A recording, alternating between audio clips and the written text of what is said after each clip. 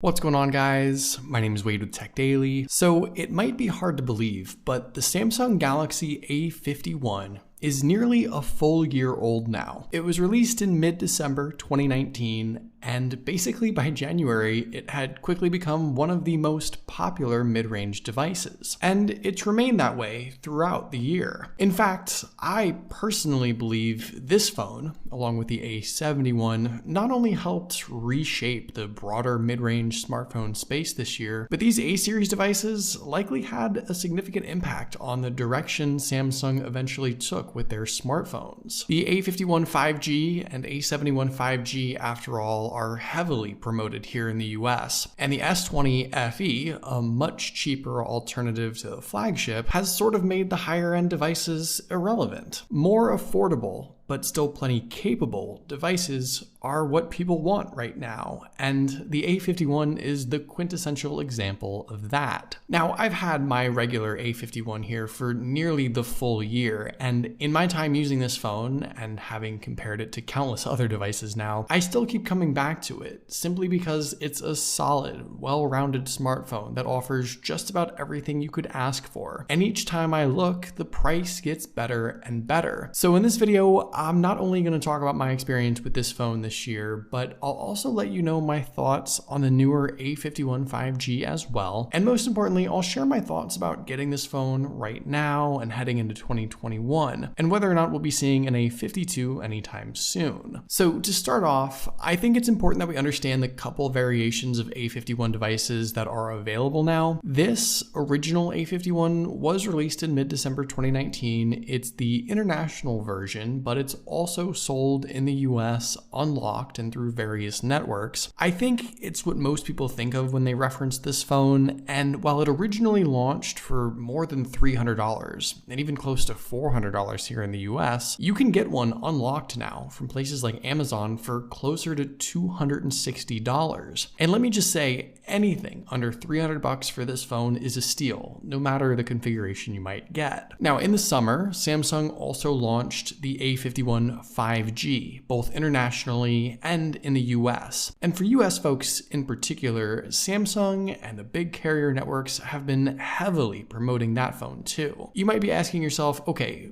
besides 5G support, what's the real difference? And really, the A51 5G gets a slightly larger battery, a bump up in processor and RAM, and that's kind of it. The whole rest of the phone is the same. You wouldn't be able to tell them apart just by looking at them, and there weren't any other additional features or new things offered with the A51 5G. Obviously, the A51 5G is the newer, slightly more powerful device, but the problem, in my opinion, really is the price. Samsung sells the A51 5G for $499. A lot of the US carriers have it priced there too, $400 to $500. Verizon even has it higher than that. And sure, Samsung has some holiday deals and trade-in offers that might bring the price down, and the networks have sign-up bonuses for new customers. But here's the bottom line. Between the regular A51 that I have here and the A51 5G, you get, in my opinion, minuscule upgrades, really, but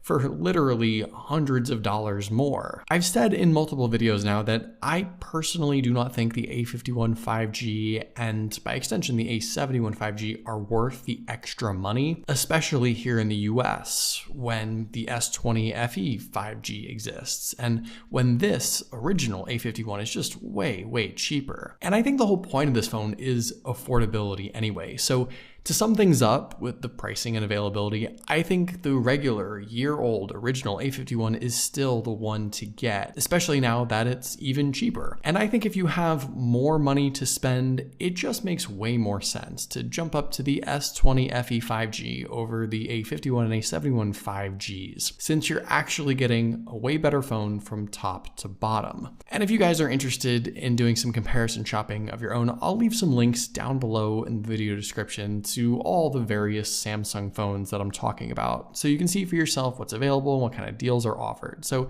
check down there so you don't miss out. Physically, I thought the A51 looked great when it first came out, and now a year later, I still think it holds up well to anything released in 2020. In fact, I don't expect smartphones to change that much next year either. You've got a small hole punch camera cutout at the top, which goes nearly unnoticed, slim, minimal bezels all around, and what I like most about this phone in particular is how thin it feels in the hand. It has more of a contoured back and edge versus some other devices, and that allows for some comfortable one-handed use if it fits for you. Now, at 6.5 inches, it's certainly not a small phone, so it won't necessarily be right for everyone, but it's shorter and slimmer than both the A71 and S20 FE, and really for folks in the US, this is, I guess, the smallest mid-range or higher tier smartphone Samsung even launched this year. Europe and Asia got the A41, which is even smaller. The A01 is a budget device. So if you want specifically a smaller Samsung phone that isn't the flagship S20, I think this is a lot of people's only option that was released this year, at least. Now, back when this phone first came out, I may have been a little critical about the plastic form factor. The shiny, glossy rear housing is supposed to mimic glass, though you can certainly tell it is a cheaper material. I still think it looks nice, the rainbow effect is kind of cool, and the polished chrome sides do a nice job of sort of faking a flagship design. But with the Note 20 having a plastic rear cover this year, and the S20 FE also being covered in plastic, I guess I've just sort of stopped caring about materials as much. It probably keeps costs down, it's certainly more durable than glass, and for the price, I don't think you can expect much more than this. Most importantly, unlike previous A-series phones that tended to get really scratched up pretty easily, this plastic has held up way better, so that I think is worthy of some praise. You might notice that the front display on this phone looks a bit beat up, but don't worry, that's just the cheap screen protector that came pre-installed on this phone actually. It's not the physical screen. I kept the screen protector on just out of sheer laziness more than anything. It's pretty crappy and it got scratched up almost immediately, but it's done the job it's supposed to, I guess, namely protect the screen, and that's really what matters. The rest of the sort of physical aspects of this phone are kind of hit or miss. On the one hand, you've got a headphone jack, which is nice. Some people still value that, and there's SD card expansion, so two positives. But there's no water resistance rating, no wireless charging support, a maximum 15-watt USB-C charging standard, and a single speaker setup, which, don't get me wrong, still sounds pretty good, but it's no match for dual stereo sound.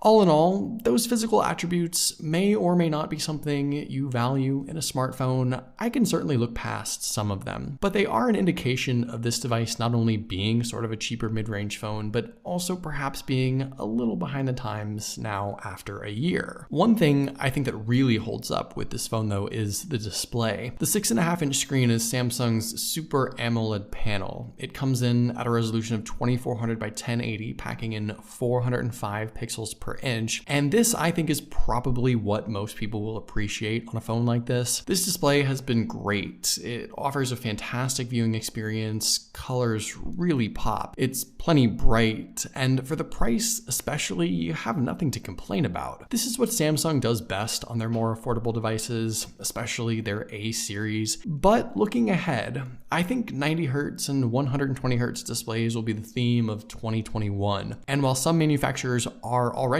putting at least 90Hz panels in their $300 to $400 phones, I don't think Samsung will do that with their A series, unfortunately. Samsung hasn't released a 90Hz phone. 120Hz did reach the S20 FE, but I doubt it'll trickle down any lower than that. I hope I'm wrong, but I just don't really see it happening. And if that's the case, this 1080 resolution AMOLED setup is probably what we'll get again on an A52. So more reason still to just consider this phone. Something I kind of wish Samsung would ditch on their A series phones next year is actually the in-display fingerprint reader. This for me on the A51 has just not been great. It hasn't gotten that much better through software updates, and compared to what shipped on the S20 FE, it feels like night and day. This one is just so slow and inconsistent. I'm grateful to have it, given what 2020 has been all about, but a physical button sensor like on the M51 would be way better in this case. case. Fortunately, Face Unlock, when you can utilize it, is great. The phone unlocks basically right away when I look at it. Now, if you remember at the start of the video, I explained that the main difference between the various A51 models is with the internal specs. So let me go over all of that, and I'll try to offer up my thoughts on it all. This regular A51 is powered by the Exynos 9611 chipset and either 4, 6, or 8 gigs of RAM. You can get any configuration depending on where you live. The international A51 5G gets the newer Exynos 980 and either 6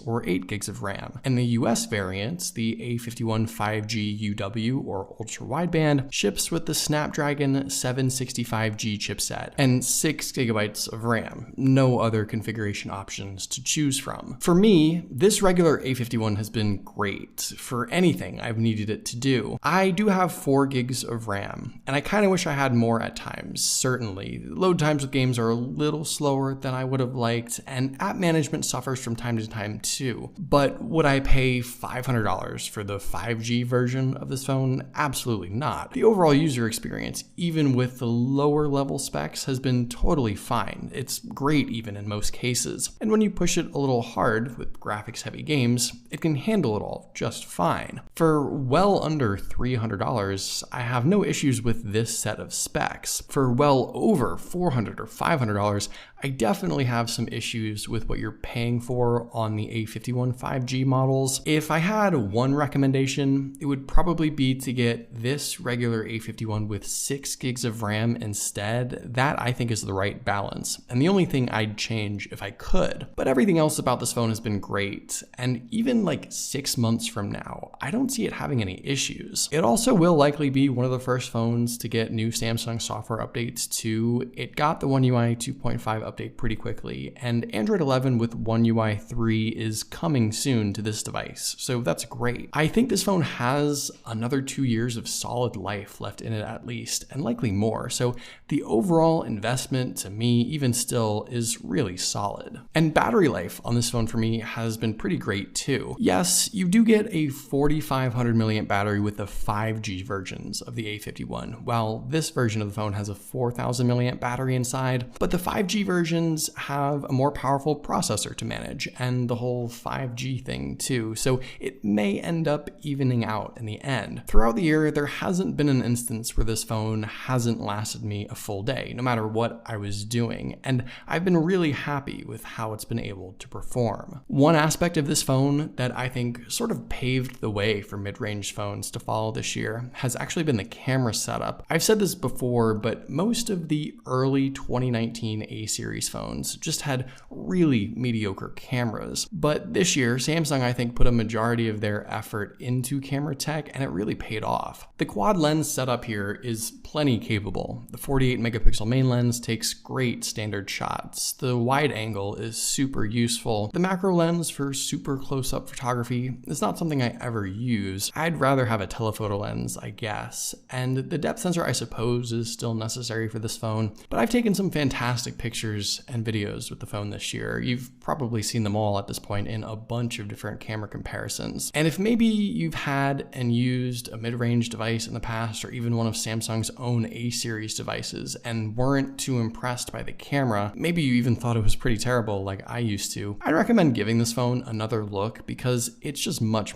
improved. Now, yes, camera tech in general has come a long way, especially in 2020 and especially on flagship phones, but I don't think Samsung is doing anything too crazy next year with the new A-series phones either. They'll likely just refine this setup again. Maybe you'll have some better zoom capabilities or improved video stabilization, but what you have here right now is likely going to be the basis for next year too, and what is offered now is still really good. So looking ahead, let's think about what the A52 might look like. And to be honest, I suspect it'll look very similar to this phone. I guess more appropriately, it'll be closer to the A51 5G, and I think it'll be a very minor upgrade. I don't see the A52 getting a high refresh rate display or QHD resolution. I think the A52's camera setup will be nearly identical. Maybe you'll get a 64 megapixel main lens from the A71, but most everything else should be the same. The specs will change for sure. 6 6 or 8 gigs of RAM as the minimum probably. It should get the Snapdragon 750G chipset with 5G support obviously. But if you're looking for some crazy new device with lots of new features at an even more affordable price with the A52, I just don't really see it happening. The big question really is, should you even wait for that phone? And in my mind, I don't think so. If you want the A51, get it now and enjoy it, because I don't think you'll be missing much more from the A52. The same goes for the A51 5G, even more so I think. If you can get a good deal on that phone, sure, go for it. The A52 5G will probably be the same price. You likely won't be able to get any good holiday deals on that phone, and I just don't think it'll be a huge upgrade anyway. I fully suspect this A51 to be a great buy well into 2021 and beyond, and